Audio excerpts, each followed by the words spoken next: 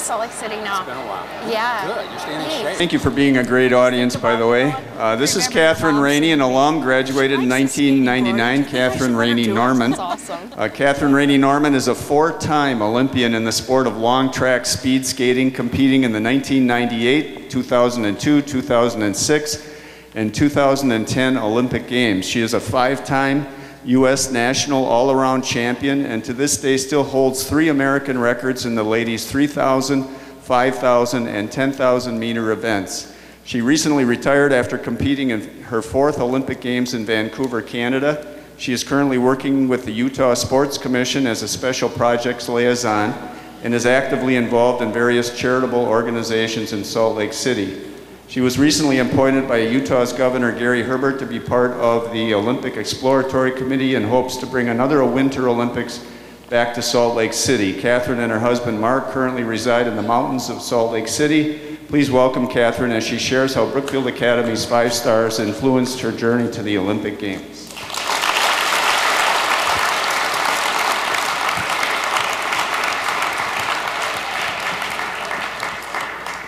Okay, so I'm going to give this a shot, and I really hope it works, but good morning, upper school. Good morning. Come on, bring it back. Let's try it one more time, okay? One more time. Good morning, upper school. Good morning. Thank you. So for so many years, we had to do that as kids, and now when you get to stand up in front of everybody and have it come back, it's like you've really arrived at the academy now.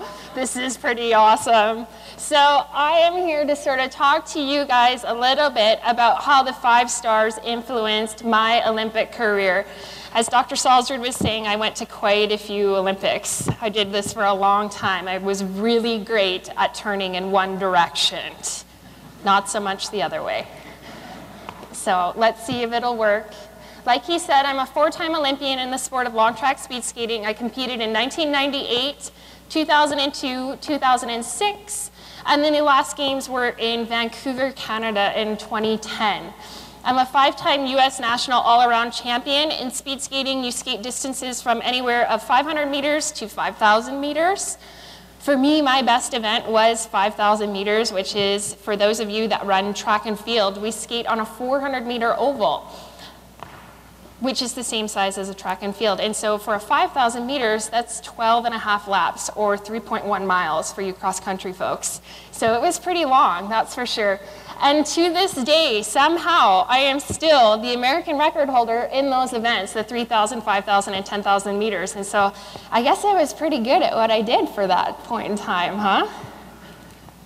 So again, what is long track speed skating? Has anybody here been to the Pettit National Ice Center? Whoop, holler, people have been to my home ground. So I spent most of my middle school and high school years at the Pettit Center. The Pettit Center is, actually, it was the first indoor speed skating oval in all of the United States. And so I started off as a figure skater. And I wanted to be a figure skater because my sister got to do figure skating lessons when we moved from Nashville. And so I had to be just like her. And I used to get up early in the morning and practice and then go to school. And there were a couple of boys that would skate short track skating, speed skating, which is on a hockey rink, similar to what Apollo Anton Ono does. And they would tease me all the time, all the time. So finally they challenged me to a race. And they kind of stepped back and they were like, whoa, this girl's kind of good. She skates in a skirt. So I ended up switching into long track skating, joined the West Ellis Speed Skating Club, being part of the national teams. And I ended up making my first Olympic team when I was actually a junior in high school here at the Academy. I was 17 years old. And while I do hold some pretty impressive race records on the track, I'm very proud of my Brookfield Academy record of probably being gone the most out of any student ever to attend this school. It was pretty fantastic when I made my first Olympic team at 17, and I was gone for about 3 months.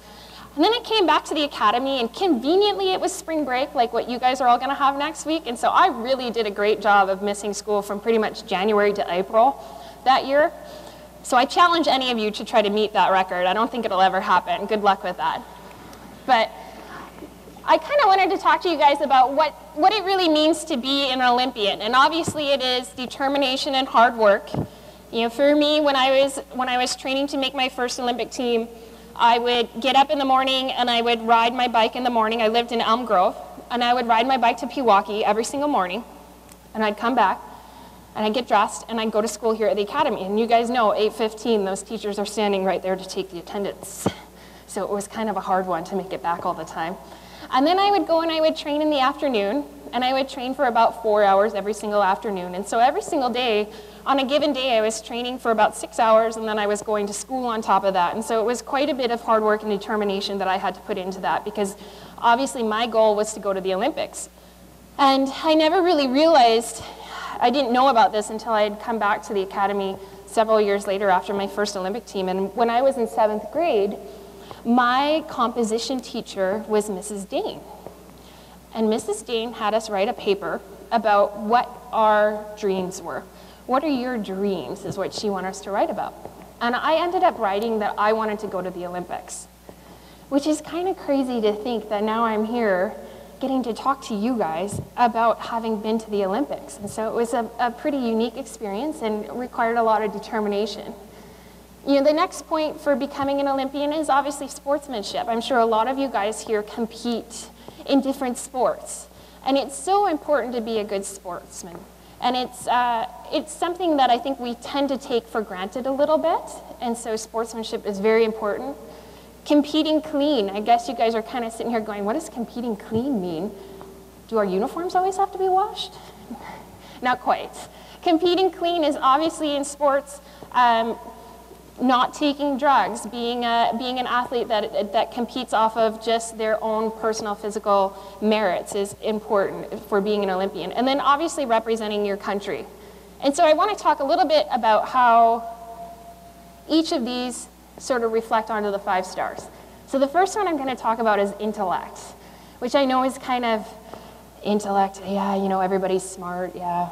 But intellect, for me, my biggest thing was finishing my degree. And so like I told you guys, I was an athlete here at the academy. I went to school, I trained, but during that time, because I made my first team when I was a junior in high school, I ended up having to come to the academy in the summertime and take economics in the summertime. Mr. Gerwals had to do special tutoring for me for all of our algebra classes because I was gone so often. And so it was really important for me when I was competing to continue on with my education. Because I was traveling so much, university professors are not as forgiving as academy teachers. So when you go up to a university professor and you tell them, hey, I'm going to be gone for 2 months, are you okay with that? Not so much, really.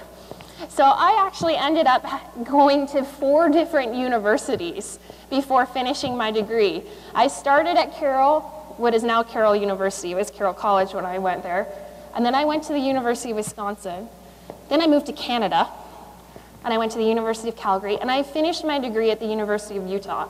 And all in all, it took me, oh my goodness, again, another record. I think probably about 12 years to finish my degree. But I always knew that it was important to do that because there is a life after sports. There is a life after the Olympics, and having my degree was an important component to do that. And so even though it took me that amount of time, I always made a point of when I was going to school, I always took 1 class or 2 classes or however I could accommodate it. And so obviously the Star of Intellect had a big influence on me and in my career throughout the Olympics and also my academic career. The next one, again, is truth. And I put up the sign there, I compete clean. And that's a motto that we have within the Olympic movement, is competing clean. I'm sure that all of you guys, if you are sports enthusiasts, have read quite a bit about, you know, athletes taking drugs or them not competing fairly or them rigging an event. And it's so important, truth, as an athlete, to be truthful about your performance out there. To know that you went to the line and you did it off of your own merit.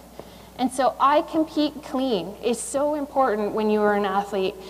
And for us in the Olympic movement, we actually have to notify everybody where we are all the time and tell them when they can find us, if they want to come and do a drug test on us. And again, being truthful about where you are as an athlete, what your performance entailed, what you put into your performance is incredibly important to remember. And just an example of how a simple little star like truth plays such a big role in the world of the Olympics.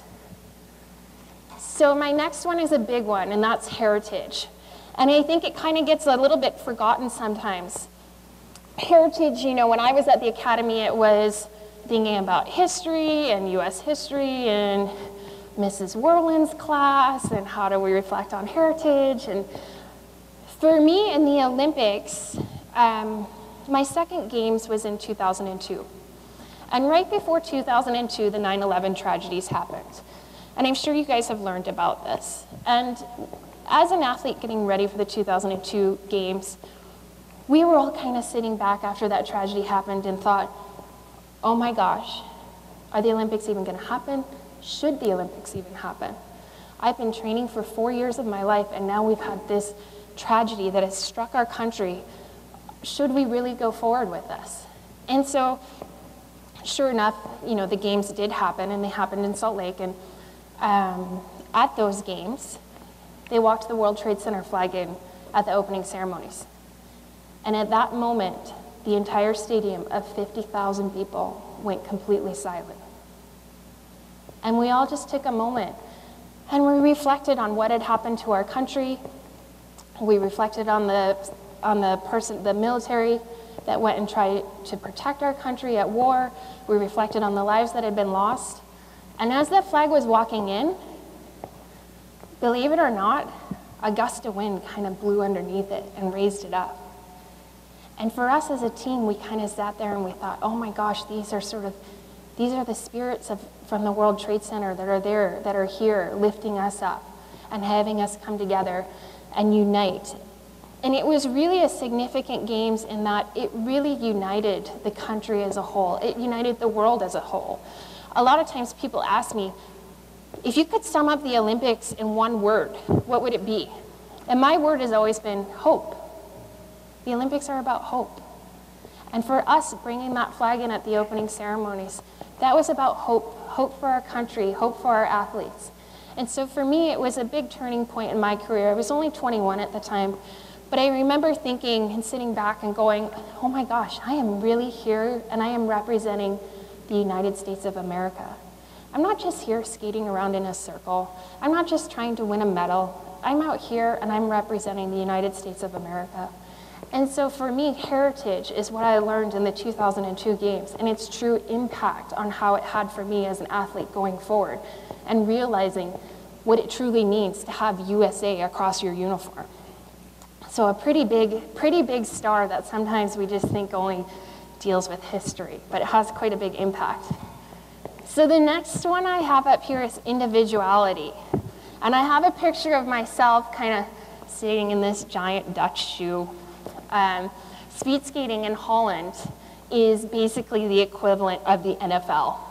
Their athletes there are superstars. You walk down the street and you'll have strangers come up to me and they'll say, hey, you're Catherine Raney. And I kind of look at them like, how do you know me? And the reason I put it up as individuality is because speed skating is a pretty different sport. Not everybody does it. It isn't a soccer, it isn't a basketball, you know, it isn't even a field hockey. So it's a very different sport to be doing. It is, you know, just kind of, it's different. And with individuality, it's all about bringing out your own personality and showing who you really are. And so I thought it was important to sort of put this one up and sort of highlight how I, as an individual, I went into a sport that was definitely against the conventional norm. It wasn't something that everybody did, but it was something that I enjoyed. And with individuality, you really have to make a point of going out and doing what you want to do because that's part of your personality and part of who you are. And so I have individuality for all of us that like quirky sports, whether it be table tennis or speed skating. It's pretty cool to do. So the last one I have up here is character. And this is obviously a very important star here at the Academy. We always are talking about character. And I have a quote up here from one of my favorite authors, Randy Pausch, who is a MIT professor. And he wrote, "You cannot change the cards you are dealt, only the way you play the hand." And the reason I wanted to bring this up is at my last Olympics in Vancouver in 2010, I had had this incredible season leading up to it. And I was so excited to go to the games. And I kept thinking to myself over and over, I'm like, these are my last games. This is going to be the big one. I'm really excited for it. And then I ended up, 4 weeks before the Olympics, breaking 2 ribs. Pretty big, especially given the fact that I raced 5,000 meters. And for those of you who have broken ribs, it's pretty hard to breathe when you have them. And I just, at the time I was kind of pretty disappointed about it. And I had a parent come up to me, and his son had just made his first Olympics. And he was 18 years old, and he was really excited, and he came up to me and he said, "Catherine, I'm so sorry. I heard what happened. You can't compete in your best event," which was the 5,000 meters for me. He's like, you must be so upset. And I said, "Yeah, I'm upset about it." And he kept going on about how this was just, such a tragedy that had happened. And I finally told him, he goes, you just must be devastated. And I looked at him and I finally said, "Yeah, but I get to go to the Olympics." He goes, "Well, you've already been to the Olympics." I go, "Yeah, but I get to go to the Olympics for the 4th time." And think about how many people who have never even had the opportunity to go to the Olympics. And I get to go to the Olympics for the 4th time. And so Randy's quote really resonated with me, because a lot of times you get a hand that you don't like. It's not what you wanted to happen. But how you deal with it is so important. I could have gone into those games and been upset. I could have been negative. I wouldn't have been a good teammate to everybody else there. But I took the perspective of, I get to go to a 4th games. This is pretty cool. Not many people get to do this. And so I guess what I sort of want to tell you about this is, like I said, you can't change the hand you're dealt, but you can play the cards the way you want to. And so important with characters to remember that. Play the cards the way you want to play them, because it'll make a huge difference in everything that you do. So my last little bit is obviously about chasing your dreams. So important. For me, 6th grade, 7th grade, I sat there and I thought, I want to go to the Olympics. I set my goals to get there. I made it in 1998. And then I went on to 2002 and I learned about representing our country. And I skated in 2006 and I learned about not having any regrets and skating well. And then in Vancouver, I learned about how to deal with things in a positive attitude, knowing that my attitude would change my perspective. And so I wanted to sort of finish off with and I had to write this down and I have it in my pocket. A dear friend of mine is very actively involved in the Olympic movement. And I think that he wrote a quote, and I think it really summarized what we talk about with courage and character and the 5 stars and how they relate to the Olympic movement. And so I'm just going to read it for you guys and sort of leave my speech with this. And it's a quote that I keep with me quite often. I keep it on my desk at work. And so I just want to share it with you. He says, "We win not when an American stands on the podium at the Olympic Games, but we win when that victory is predicated on integrity and resonates within our society. When it reminds us all, young and old, that the realm of the possible awaits for us just beyond the horizon. We win when friendships and performances and even victories of other teams let us see the world in a different light. This is the promise of the Olympic Games. It is what drives the movement's iconic place in our society. It is what ignites the passion and inspires our growth to win." So that's what I want to leave you guys with today.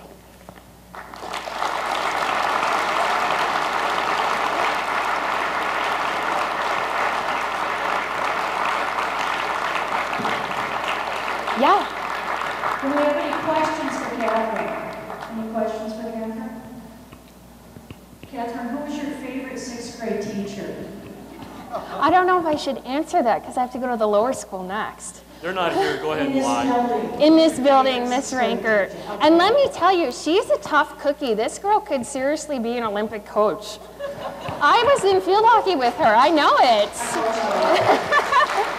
I just have to say, when she was in 6th grade,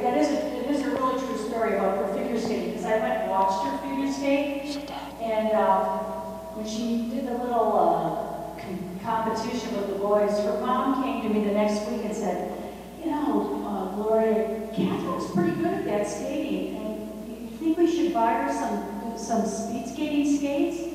And I said, well, of course you do. You got to give her a chance there. I go, she likes it. Let her pursue that dream. And so during the year, she skated, and her mom came back and she said, you know, thanks for really encouraging us to push Catherine in that direction. And I didn't think she was going to be a four-time Olympian, but I was pretty proud to be a part of it. And you know, I watched her several times, and I worked with West Dallas and did a lot of timing and training with Catherine and watched her. And I got to go to a bunch of banquets and all kinds of good stuff. So it was fun for me to really watch her to grow and become who she is today. Just want you to know I'm really proud of you. Thank you. Thanks, Catherine. Any questions? Right. Yes. Balance. Oh, wait, hang on. Go. What was your fastest recorded speed? Ooh. Okay, so obviously some of you guys can drive. And if you can't drive, stick your head out the window when you go home today. Most speed skaters were clocked at about 35 to 40 miles per hour. So kind of fast. And for those of you who can't drive, stick your head out the window. I advise on wearing glasses because you can tear up sometimes. But yeah, we go pretty fast. And a little bit more about speed skating, a little bit of background. Speed skating you used to have a fixed skate, so kind of similar to that of a figure skate or a hockey skate where the heel never came off. But then it was in 1999, I think it was, they actually made what is called the clap skate. And so the skate opens up. And so for those of you that love physics and that sort of stuff, the longer your blade is on the ice, the faster you go. It has a longer contact on the ice. When your blade actually steps onto the ice, it heats up the ice a little bit, and you go over a little pool of water, and that makes you go fast. And so the clap skate really revolutionized our sport. It made it so that essentially it was about a second to a second and a half difference in lap times from a conventional skate, and all because that blade stays on the ice longer. It was the Dutch, right? The Dutch. It was Dutch, yeah. Yeah, the Dutch. Question right here. She's got a mic. When you skate, like, do they train you to go the opposite direction so that your muscles are, like, equal? Exactly, they do. They do start to train us in skating in the opposite direction. And for a girl who grew up figure skating, I'm not very good at going the other way anymore. But it is a lot about, there's quite a bit of research out there these days about creating the total athlete. And so having athletes do multiple sports, not having them specialize in one sport, and having them do various movements in order to enhance coordination. And so they do have us skate the opposite direction. And it is pretty hard because our skates are set a certain way to go left, but they do have us skate in the opposite direction. Down there. What was the transition like from figure skating to speed skating? You know, I was actually really lucky because I started off as a figure skater, and so I already had my balance. And I figure skated from when I was about 6 years old until I was 13. And then I switched into speed skating when I was 13, and I made my first Olympic team when I was 17. That's pretty unheard of. That's very, very quick. 4-year turnaround is kind of crazy. If I went up to you and I said, you're going to make an Olympic team in 4 years, everybody would be like, no way. But I was very fortunate because I did have balance already from having figure skated for so long. And so for me, that was a big benefit in my progression. Over here. What was your 5K time? My 5K time, my American record is 6 minutes and 56 seconds and some change. I can't remember the change section, but it's been a while. But pretty quick. So for those of you that run cross country, I think cross country 5K is what, about 18, 19 minutes? About that? So 12 and a half laps, 6 minutes and 56 seconds still stands. What was it like when you made your first Olympics? Oh man, I mean, it was incredible. Absolutely incredible. I was 17 years old, junior here in high school at Burkeville Academy. And it was a big surprise for me to make it. That fall, I had just made what is called the World Cup team. And so I was getting to travel internationally. I went on an international trip for 4 weeks throughout all of Europe. And I qualified for the Olympic team there. And I was kind of, again, nobody really expected it out of me. It was a really big surprise because I was so young. I hadn't been doing the sport. When I went over to Europe, that was my first time competing internationally at a senior adult level. And so I was just so excited because, like I said, for me, that was, for me, realizing my dream. I had, from that point in time, always wanted to go to the Olympics. And I won't lie, my first choice of sport was skiing. But if you notice, in the Midwest, we don't have that many hills here. So it wasn't very conducive to where I was living. So I went into speed skating. And so it was just, you know, such a huge surprise for me to do it. I was just amazed. And when I went to the line when I was 17, I sort of sat there and I took a deep breath because I was so nervous at the time. And I thought to myself, just enjoy this because you may never be back here again. And it was an incredible experience, and I'm thankful that I got to go back again, but it was pretty cool. And I missed a lot of school, and I think it was with Mr. Davis that I showed up with a camera crew one time, and that sort of threw him for a loop.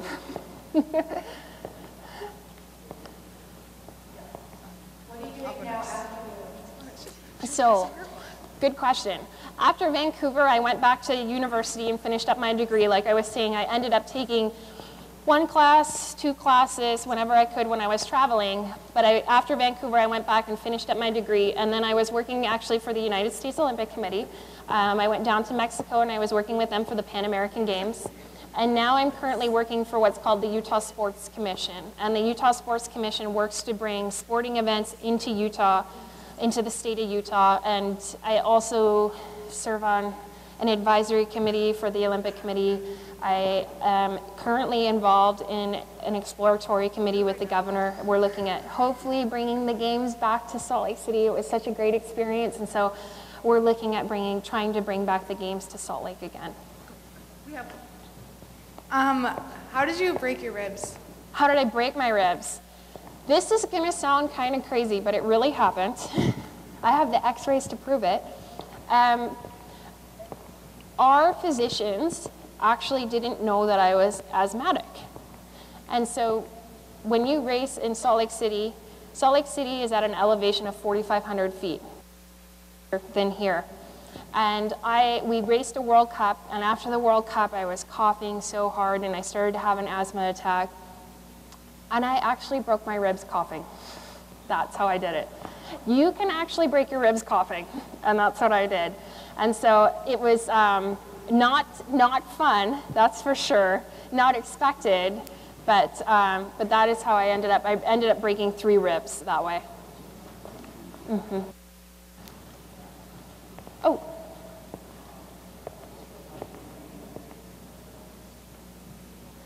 You know, the thing that was most crazy, the question was, what was it like competing against adults? And one of the things that was really just kind of crazy for me is competing against people that I had always admired as an athlete. And so all of a sudden, I was competing against these superstars that I looked up to. And I remember we had a World Cup here in Milwaukee. And I wasn't on the international team at that point in time. I was still just a junior. And my parents let me skip school and go and skate on the morning session. And the morning session was such a big deal because that's kind of where all the superstars skated. And I was skating around trying to be cool and trying to look good out there and do my thing. And the world record holder in my event came and skated behind me at that point in time. And I went home and I told my mom and dad, and I was like, the girl's name was Gunda. She was from Germany. I go, Gunda skated behind me. She was skating behind me. She was skating laps behind me. Well, sure enough, a year later, I was racing her. And so it's a little bit intimidating to all of a sudden go from seeing somebody that you admire so much and you aspire to be like, to then racing next to them. So it was definitely a bit intimidating, but I sort of had to sit back and go, hold on, like, she may be great, but I'm gonna try to beat her. And I guess, you know, going to the Olympics 4 times makes you a bit of a competitive individual.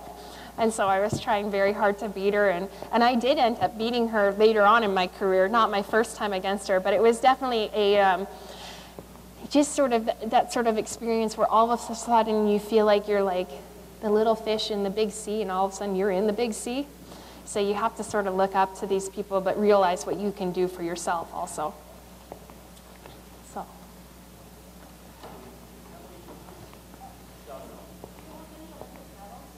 Do I have any Olympic medals? I do not have any Olympic medals. In Vancouver, I was 4th place. Oh, Miss Congeniality, huh? But I do have quite a few World Championship medals, World Cup medals, and obviously national medals. And so it's in speed skating, the crazy thing about it is that it is a sport that is a matter of tenths of seconds. I'm not even talking seconds anymore. In Torino in 2006, I skated the fastest time I had ever skated before on a European track. And I ended up skating a 7:03, I think it was like a 7:03.7. 7:03.4 was 2nd place. I was 7th place. Pretty tight, huh? Pretty tight. Such a small margin of error that you can make out there. And you know, when I went to Torino, I look back on that race, and when I went to Torino, it was the first year that I'd gone to a games where people were like, are you going to win a medal? Can you win a medal? There was kind of that pressure on me because I had been consistently placing in the top 5 in the world at the time, and I finished that race, and I told my parents, and I had questions from the press, you know, are you disappointed that you didn't win a medal? And I just sort of sat back and I was like, I did everything possible out there that I could possibly do. How other people perform, I can't change their performance at all, but I can look back and say for myself that I did the best possible job that I could do. And I sort of learned from that games about not having regrets. I didn't have any regrets about having placed 7th at those games because I knew that when I went into those games, I did everything that I could have possibly done. And 0.3 of a second, oh, ouch, it hurts, but it was still a great race and something that I definitely look back and am proud of having done. So. Did you ever meet Apollo Anton Ono? So the question is did I ever meet Apollo Anton Ono? Apollo and I are the same age. Apollo and I grew up skating together, and Apollo's phone number is in my phone, yes. Now everybody's going to look for my phone today, aren't they? Anybody else? Any other questions? Yes, Mr. Law. Okay.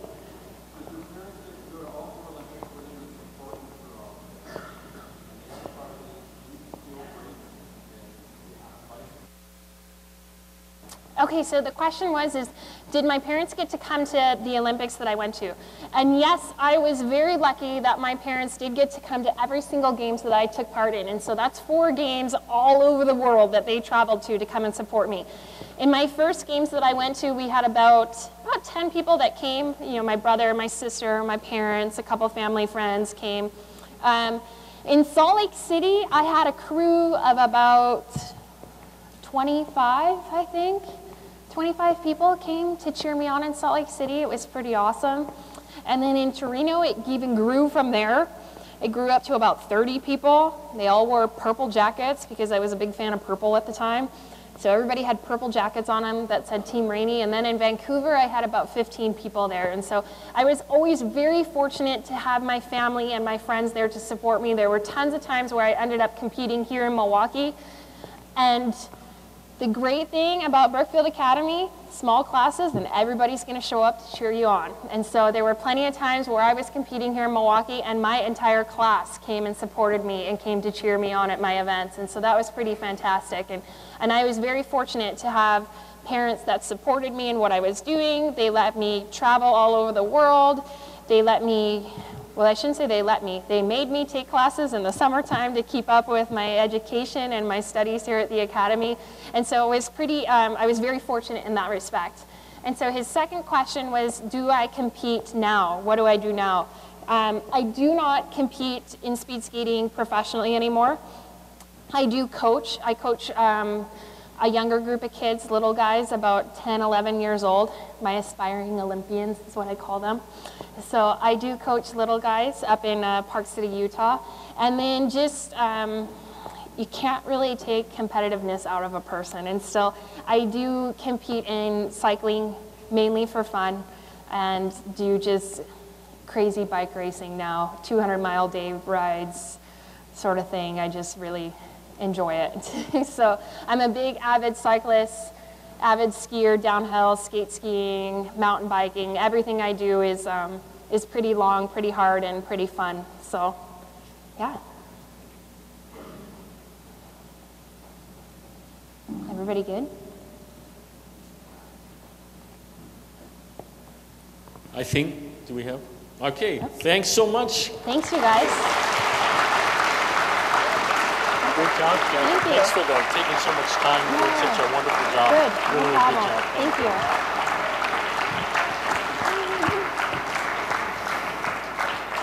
you. Once again, thank you to both Olympians who helped us out today, John and Catherine, and it was very You're welcome. inspiring Good to see for you. me being at the Academy and working with both our speakers when they were just like you guys, and then seeing not only that they've achieved so much in the competitive world, but what fantastic people you both are and the way you were able to model what an adult, a successful adult is like.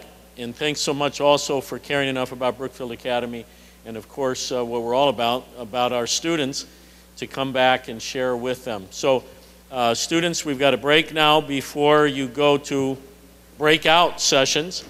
Make sure you get to those on time. Mr. Roof's over here, and I don't know if Mrs. Raney Norman needed to go off, but maybe she can chat with you also.